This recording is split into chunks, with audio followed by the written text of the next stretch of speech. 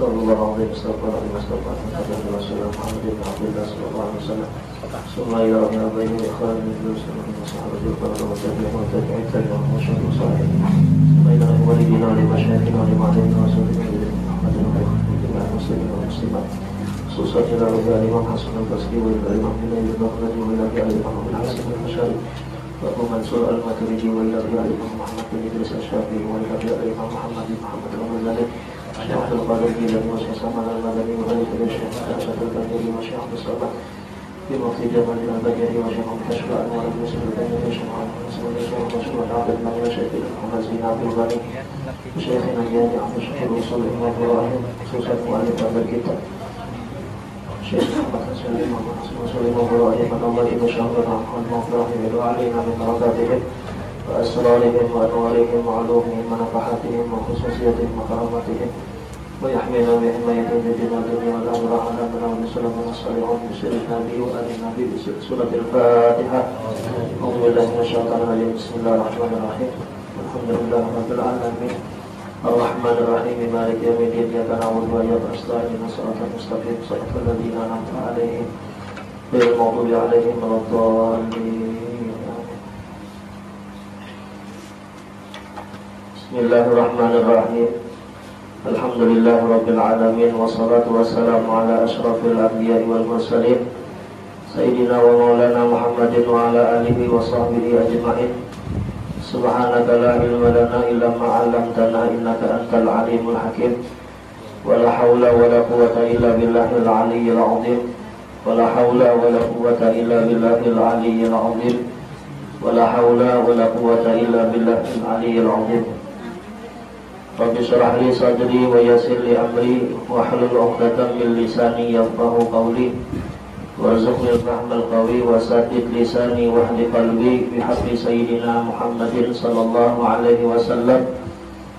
Qala al-mu'allif rahimahullahu ta'ala wa nafa'ana bihi wa bi jami'i 'ulumihi fid dharain amin. Halaman 67. Kemudian 20 sifat yang mustahil.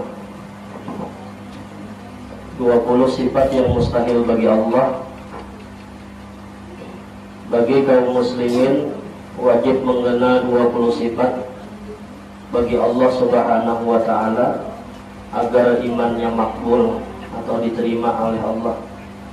Jika tidak mengenal, maka imannya mardud, yaitu imannya tidak diterima oleh Allah Subhanahu wa ta'ala menurut paham Ahlus Sunnah wal Jamaah. Nah, kemudian setelah kita membaca semalam tentang sifat yang wajib bagi Allah, nah kemudian yang ini adalah sifat yang mustahil bagi Allah. Nah, jadi arti mustahil di sini adalah mustahil secara ilmu tauhid. Arti mustahil di situ adalah sesuatu yang tidak tergambar dalam pikiran kita adanya. Jadi di pikiran kita itu tidak pernah terubah, tidak pernah tergambar bahwasanya sesuatu itu ada. Nah, maka disebut itu mustahil. Misalnya mustahil bagi Allah itu bersifat adam. Allah bersifat kadada. Nah, itu adalah mustahil. Jadi pikiran kita, akal kita kadang menerima bahwasanya Allah itu kadada. Karena bukti jelas bahwasanya Allah Ta'ala itu ada, yaitu adanya alam semesta ini. Ada mungkin alam semesta ini ada dengan sendirinya, ada tercipta dengan sendirinya. Nah, itu sesuatu yang mustahil. Sedangkan sesuatu yang halus saja ada yang berulah. Ada mungkin sesuatu yang halus tadi timbul dengan sendirinya. Nah, apalagi alam semesta yang ganal ini, langit antara keduanya, kemudian aras dan sebagainya, itu semuanya adalah pasti ada yang mengadakan, pasti ada yang menciptakan. Nah, jadi akal kita kadang menerima bahwasanya alam semesta ini ada dengan sendirinya. Artinya mustahil Allah itu kadada. Dan wajib Allah bersifat wujud, Allah wajib bersifat ada. Nah, jadi sini adalah wajib kita itu mengenali tentang sifat yang wajib bagi Allah ini ataupun sifat yang mustahil bagi Allah. Nah, apabila kita tidak mengenal dengan sifat yang wajib dan mustahil ini, Nah maka iman kita tidak diterima atau mardud dalam bahasa Arabnya lah, ditolak. Karena awal-awal orang beragama itu harus mengenali siapa yang disembahnya. Awaluddin ma'rifatullah, awal orang beragama itu harus dinanduk kepada orang yang disembahnya. Dalam syair tauhid itu, awalu wajibin 'alal insani ma'rifatul ilahi bistiqani. Awal-awal yang wajib atas manusia adalah mengenal Tuhan, mengenal Allah istiqani dengan seyakin-yakinnya.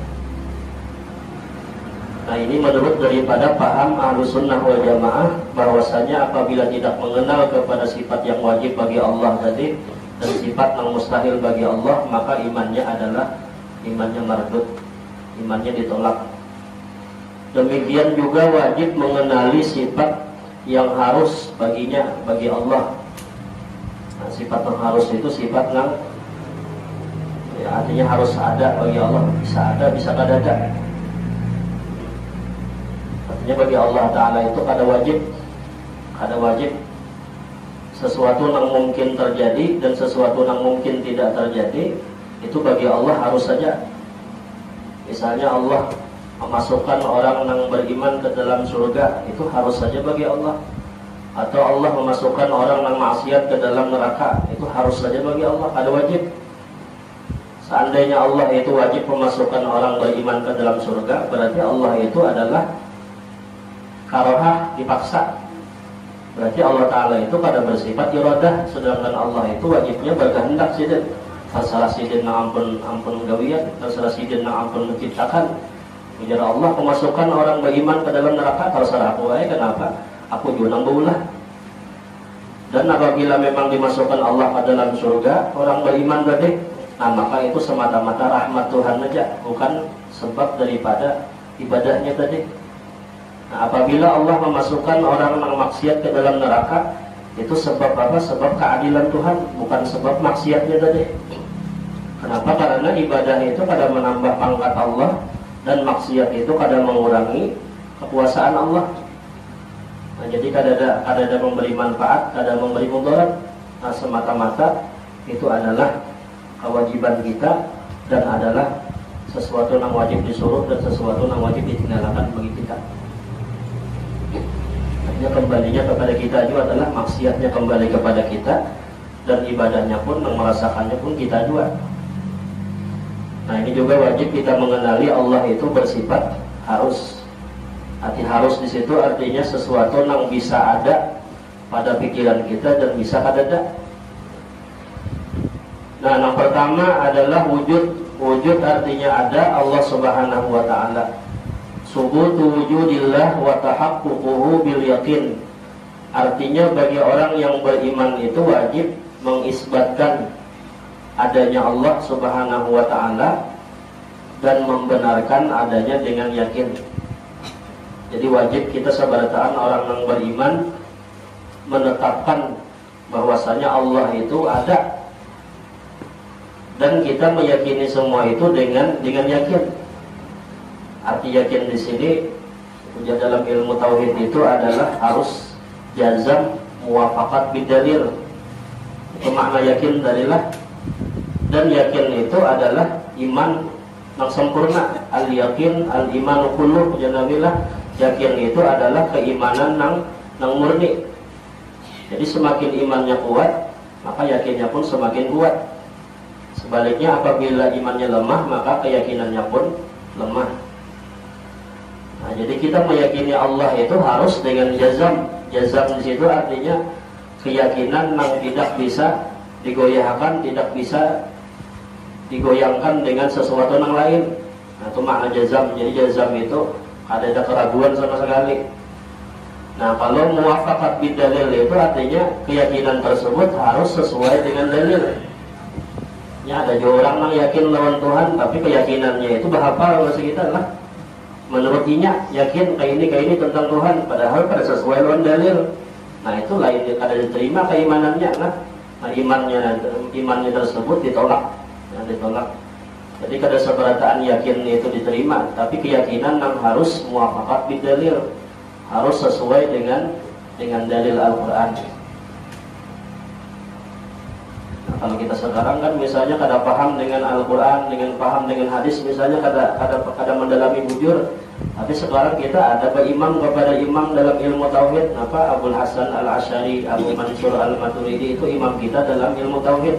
Itu sudah dirinciakan oleh imam-imam kita dalam buku, dalam kitab-kitab sudah jelas mereka itu merinciakan tentang tauhid seperti ini.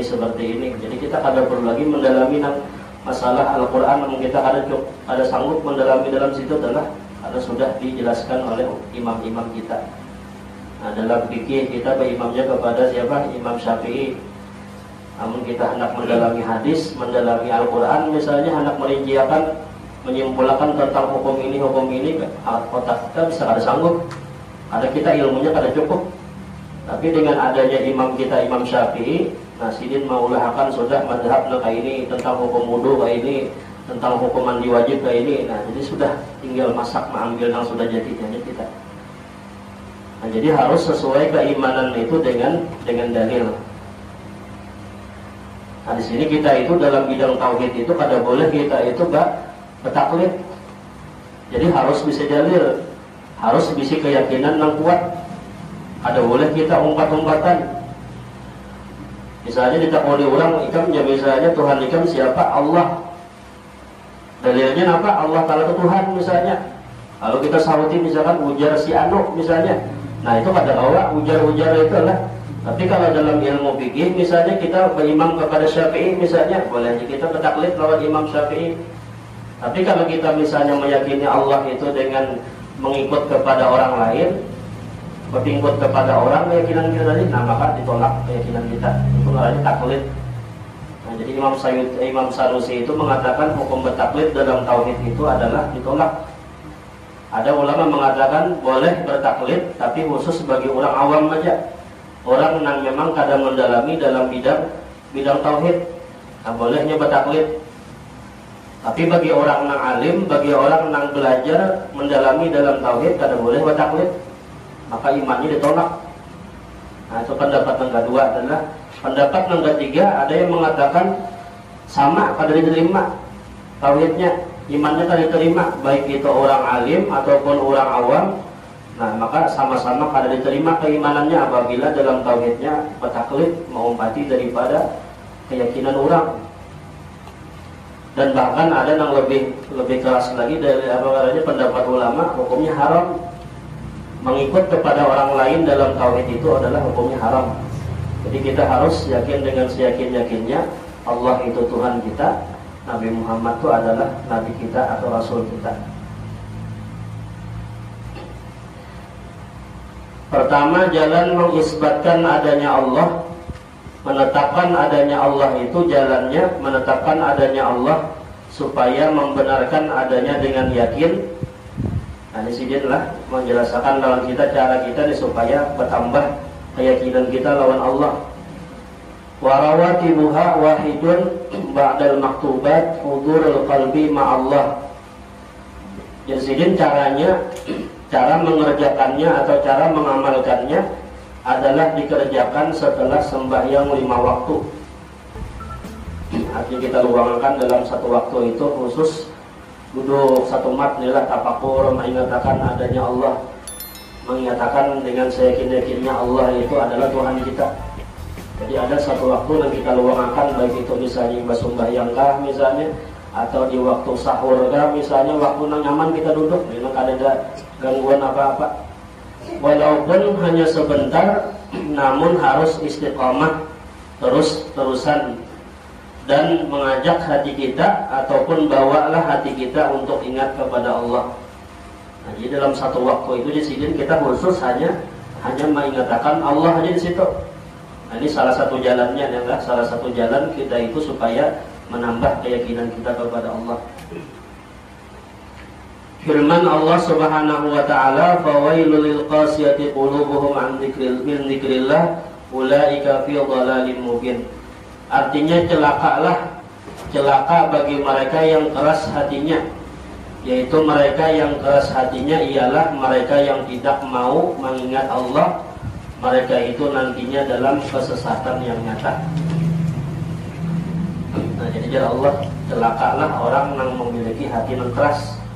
Hati yang keras itu hati yang tidak mau ingat lawan Tuhan, hati yang kada mau ingat kepada Allah di saat dia itu melihat alam semesta ini bukti adanya Allah. Padahal alam semesta ini jelas, dalil yang sangat jelas adanya Allah. Tapi ini melihat alam semesta, melihat wujud dirinya, kada yakin, kada timbul perasaan ingat lawan Tuhan. Nah ini termasuk orang yang hatinya keras, kada mau ingat lawan Tuhan.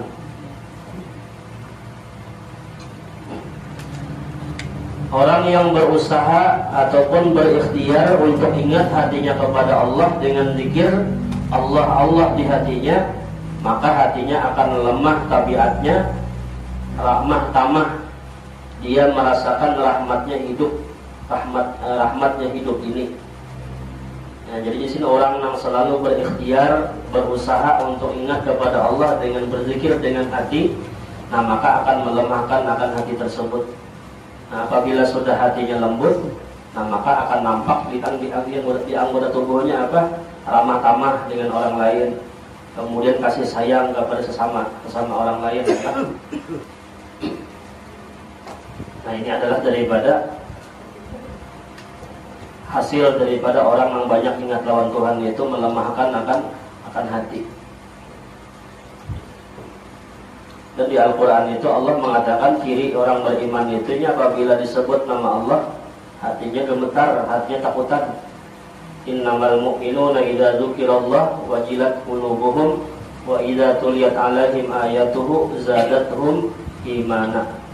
Sesungguhnya ujar Allah, orang beriman itu adalah orang yang ketika disebut nama Allah wajilat qulubuhum, takut hati mereka, gemetar hati mereka. Dan apabila dibacakan ayat-ayat Allah, bertambahlah iman mereka. Nah, ini ciri daripada orang yang beriman. Dan orang yang beriman itunya semakin hatinya semakin kuat, hatinya semakin ingat kepada Allah, terpancar dari wajah mereka itu adalah orang-orang yang memang banyak zikirnya, banyak ingatnya lawan Tuhan. Sebagaimana dalam perkataan ulama itu ciri daripada seorang wali itu adalah idza ru'u dzukirallah, apabila mereka itu dilihat wajah mereka akan mengingatkan kita kepada Allah. Kenapa? Karena mereka itu hati mereka itu sudah penuh dengan ingat lawan Tuhan. Rahasia dalam hati mereka itu sudah penuh dengan zikir lawan Tuhan, akhirnya mengeluar. Nah, hatinya mereka sudah penuh dengan ingat kepada Allah itu mengeluar di anggota mereka. Dan sampai-sampai orang yang melihat mereka pun tertarik untuk ingat kepada Allah Subhanahu wa ta'ala. Nah, itu ciri-ciri orang yang dekat dengan Allah. Idza ru'u dzikirallah.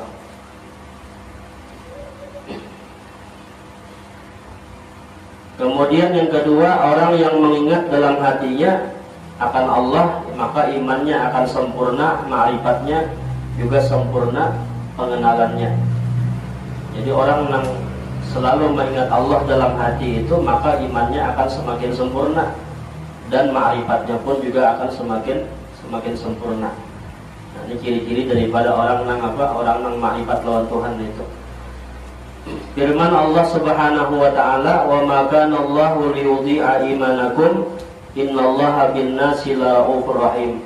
Allah Subhanahu wa ta'ala tidak akan menyia-nyiakan iman kamu, dan Allah tidak akan menyia-nyiakan mereka-mereka yang istiqamah hatinya mengingat Allah Subhanahu wa ta'ala. Dan Allah Subhanahu wa ta'ala akan melimpahkan kasih sayangnya kepada mereka dari dunia sampai kepada alam akhirat. Nah, jadi Allah mengatakan dalam Al-Quran, Allah kadang menyia-nyiakan hati yang selalu istiqamah ingat lawan Tuhan. Apabila hati kita bawa terus ingat lawan Tuhan, nah Allah kadang menyia-nyiakan hati mereka itu. Allah akan melimpahkan kasih sayangnya, dan Allah akan memberikan kasih sayang tersebut di dunia sampai kepada alam akhirat. Ya, orang yang ingat lawan Tuhan itu ciri orang itu cinta lawan Tuhan. Karena man ahabba syai'an kasura dzikruhu. Apabila cinta sesuatu, nah maka rancak menyebut sesuatu tadi. Kalau kita cinta lawan Allah, nah maka rancak menyebut Allah, rancak mengingat Allah. Nah, apabila sudah cinta lawan Allah, nah maka Allah pun cinta kepada orang tersebut. Dan termasuk kita orang yang diberikan Allah apa? Ingat hati di lawan Tuhan kita. Kemudian firman Allah, ya ayyuhalladzina amanu la tulhikum amwalukum wala auladukum an dzikrillah wa may yaf'al dzalika fa ulaika humul khasirun. Ujar Allah, hai mereka-mereka yang beriman. Nanti yang dipanggil Allah ini hanya yang beriman saja lah. Jangan sampai melalaikan, jangan sampai melupakan harta kamu dan anak-anak kamu daripada mengingat Allah Subhanahu wa taala. Barang siapa yang dilupakan oleh harta dan anaknya, maka mereka itu akan mendapatkan kerugian. Nah, jadi Allah sudah mewanti-wanti kita lah, mengingatkan lawan kita, ujar Tuhan, jangan sampai harta dengan anak itu melalaikan kita daripada ingat lawan Tuhan. Karena memang dua hal ini yang paling mengganggu kita. Dunia ini yang paling mengganggu kita, ingat lawan Tuhan. Harta lah, semakin banyak hartanya semakin lalai lawan Tuhan dia. Nah, semakin anaknya kan ada, anaknya yang mengganggu. Nah, jadi jangan sampai kepada Allah harta dan anak ini yang akan melalaikan kalian daripada ingat kepada Allah Subhanahu wa taala. Nah, mustahil Allah taala itu tidak ada. La yatasawwaru fil aqli adamuhu. Allah itu tidak terlupa pada akal pikiran kita kalau Allah itu tidak ada. Jadi akal kita tidak menerima bahwasanya Allah itu ada. Nah, itu yang disebut dengan sifat mustahil tadilah. Jikalau Allah itu tidak ada, maka ini alam pun juga tidak ada. Karena Allah Subhanahu wa taala menjadikan ini alam, dan Allah lah yang mengatur daripada ini alam semesta. Nah, jadi alam ini termasuk bukti dalil yang jelas adanya Allah Subhanahu wa taala. Bahkan seorang badui pun lah, badui itu artinya orang yang hidup di dusun, jauh daripada perkotaan. Jadi si badui tadi ketika ditakoni, ikam yakinlah alam semesta ini ada Allah yang menciptakan. Wajarnya yakin. Di mana ikan dalilnya Allah Ta'ala itu ada? Ujar si badui tadi, setiap ada jejak langkah di pasir ini pasti ada yang berjalan di situ. Setiap ada tahi onta pasti ada ontanya yang bergerak di situ, pasti ada ontanya. Nah, sedangkan dalil yang simpel aja, yang jelas, yang halus saja si badui tadi menunjukkan ada yang berjejak. Misalkan ada jejak langkah, berarti ada yang berjalan di situ. Apabila ada kotoran onta, berarti ada ontanya. Itu dalil yang halus saja kalau ajaran siapa aja badui. Apalagi alam semesta yang ganal ini, tidak mungkin alam semesta ini tercipta dengan sendirinya, tidak mungkin. Pasti ada yang berulah, ujar si badui tadilah.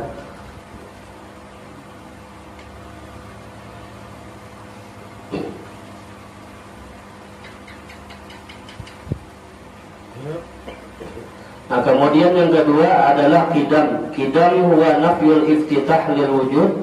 Artinya kidam adalah tidak ada permulaan bagi adanya Allah Subhanahu wa taala. Adanya pun ada juga yang mengartikan kidam itu annahu la awwala lahu, bahwa Allah tidak ada awal baginya, bagi adanya. Nah, itu makna kidam. Jadi kidam itu Allah itu terdahulu. Allah maknanya sedia. Allah ada permulaan. Nah, itu makna kidam. Nah. Lam yasbiq wujuduhu ta'ala adamun. Allah tidak didahului oleh tidak ada.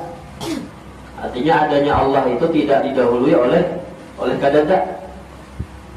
Nah, lain lawan kita lah. Kalau kita ini, adanya kita ini asalnya kadada lalu ada. Setelah ada pulang lalu kadada pulang. Nah, itu adalah pengarahnya kita lah yang baru. Nah, kalau Allah yang qadim itu sidin kada permulaan dan pula kada penghabisan.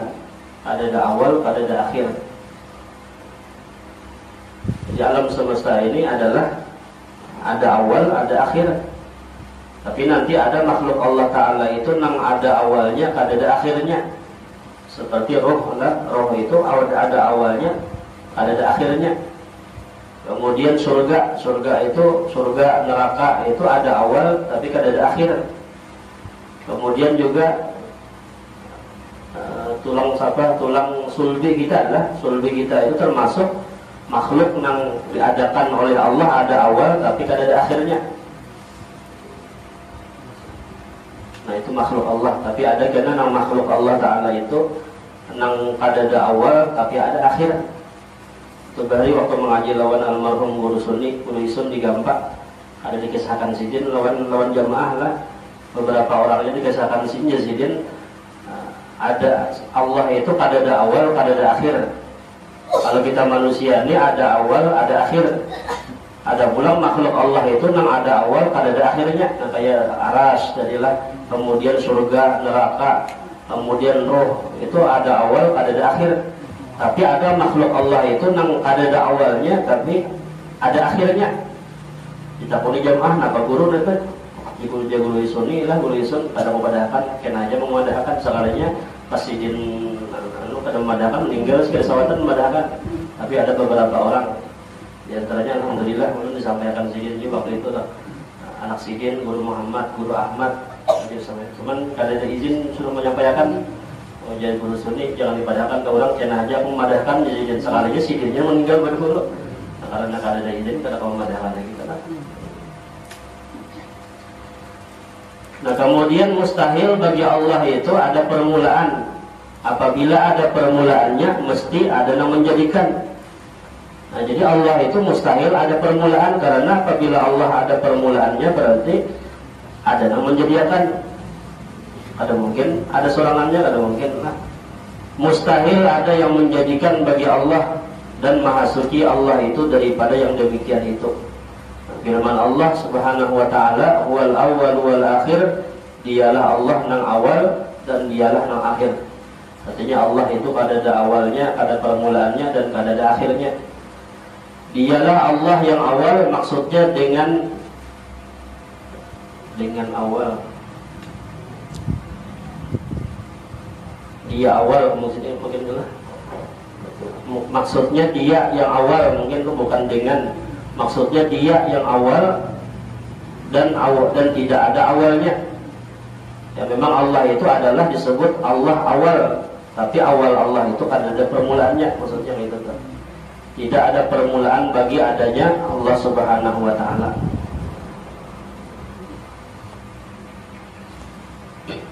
Nah, jadi pengamalan sifat kidam itu semalam kita itu banyak-banyak mengucap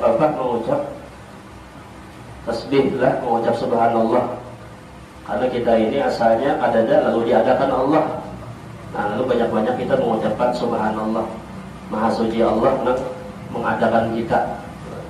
Kalau wujud itu semalam pengamalannya adalah kita banyak-banyak mengucap la ilaha illallah.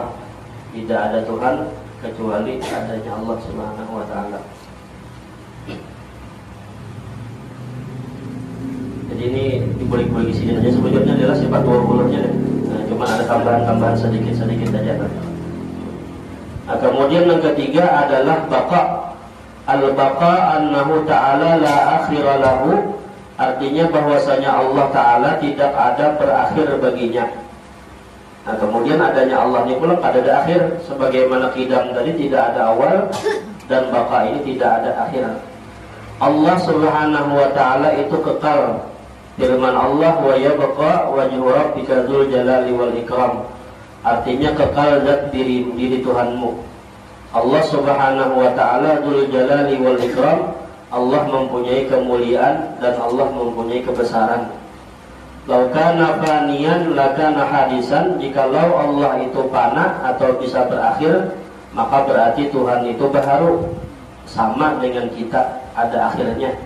Maka yang demikian itu mustahil bagi Allah Subhanahu wa ta'ala. Jadi Allah itu mustahil bersifat fana, Allah mustahil bersifat hancur.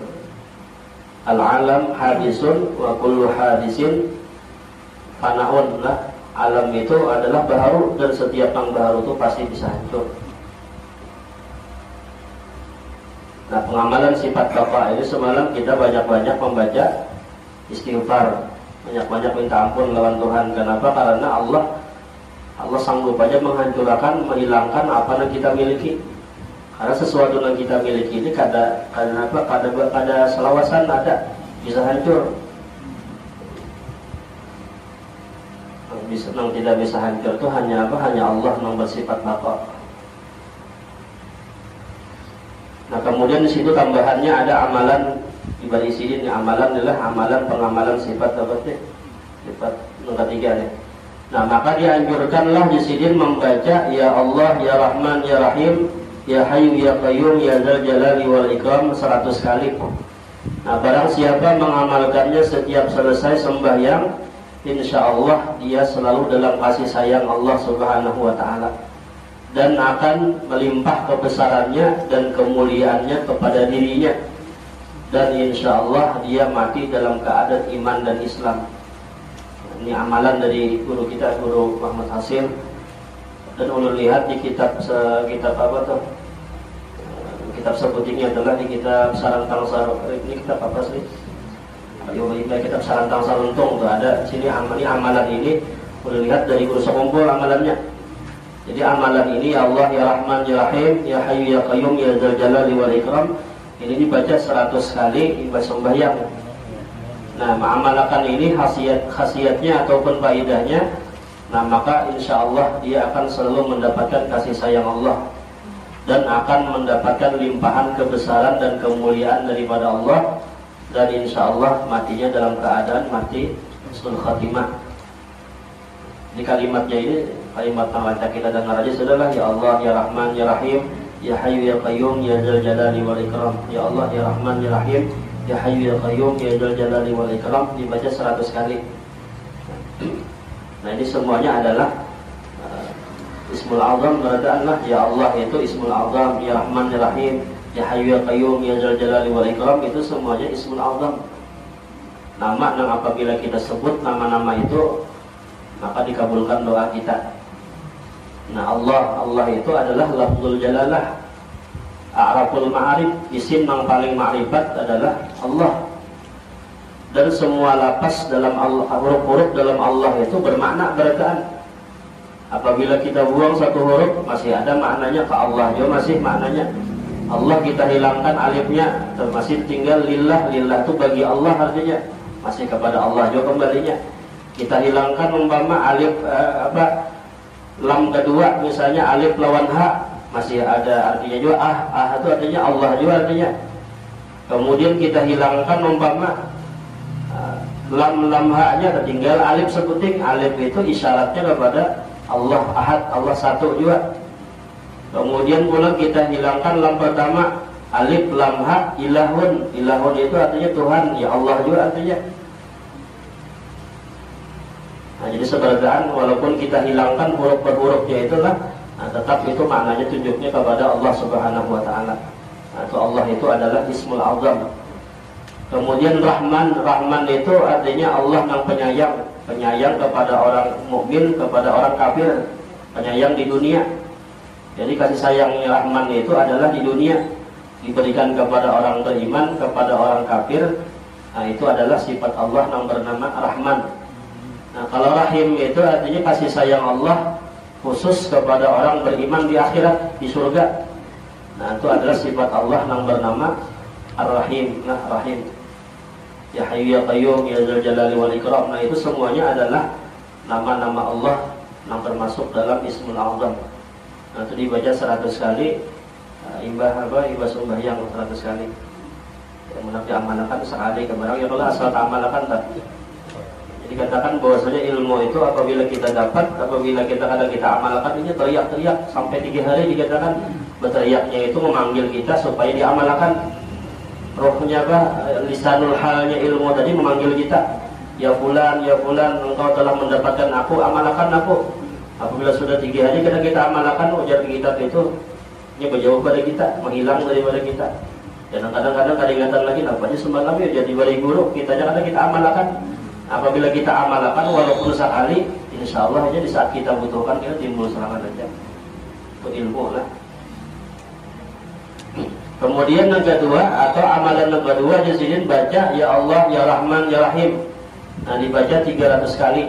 Mohon di hati kasih sayang Allah di dunia dan di akhirat. Kemudian yang ketiga atau membaca ya Hayyu, ya Qayyum 300 kali. Itu mohon supaya diberikan hidup yang sehat dan afiat dan kemudian mendapatkan dan dapat berdiri dengan sendiri. Jadi diberikan Allah kekuatan, adalah mengamalkan ya hayyu ya qayyum. Jadi diberikan Allah kesehatan dan keafiatan. Jadi sehat lawan afiat itu bedanya, kalau sehat itu sehat zahir. Nah kalau afiat itu sehat pikiran, sehat hati, itu afiat lah.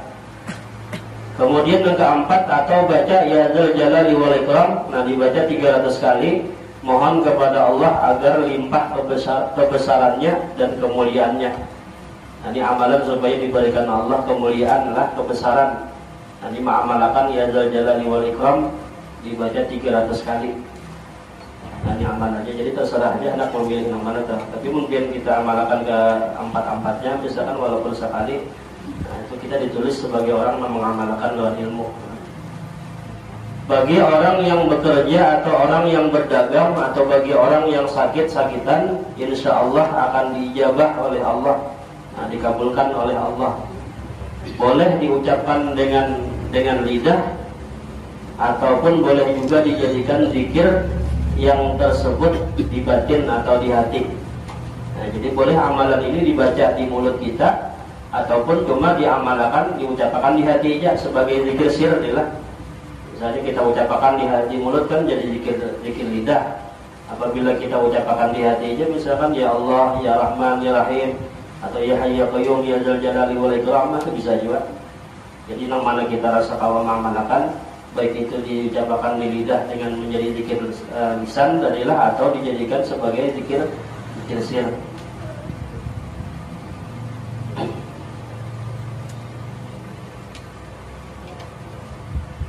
Dan semalam dibahas ini juga masalah zikir lisan, zikir lidah, zikir sir. Itu semalam yang lebih aman adalah zikir nang sir semalam. Kenapa? Zikir nang di hati itu tidak dilihat oleh manusia, tidak didengar oleh manusia. Jadi lebih aman, lebih aman daripada timbul sifat riya.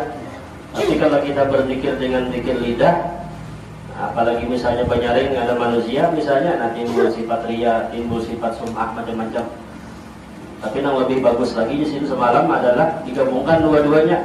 Nah, di mulut kita baca, kemudian hati kita jangan lupa dengan bacaan tadi. Nah, itu yang paling afdal adalah menggabungkan antara zikir lidah dan zikir sir. Mudah-mudahan ada manfaatnya, mudah-mudahan ada barakahnya, mudah-mudahan diberikan Allah ilmu yang bermanfaat sama-sama kau mengamalkannya. Mudah-mudahan Allah mengampuni segala dosa-dosa kita, dosa orang tua kita, dosa guru-guru kita, diampuni oleh Allah Subhanahu wa taala, dan mudah kita berada dikumpulkan dalam surganya Allah bersama Nabi Muhammad sallallahu alaihi wasallam, dan mudah kita berada diwafatkan dalam keadaan husnul khatimah, mati berqaimah husnul khatimah ala hadiniyat wa ila hadratin Nabi al-Fatihah. A'udzubillahi minasyaitonir rajim. Bismillahirrahmanirrahim. Alhamdulillahirabbil alamin arrahmanir rahim maliki yaumiddin. Iyyaka na'budu wa iyyaka nasta'in. Shiratal mustaqim, shiratal ladzina an'amta 'alaihim ghairil maghdubi 'alaihim waladdallin.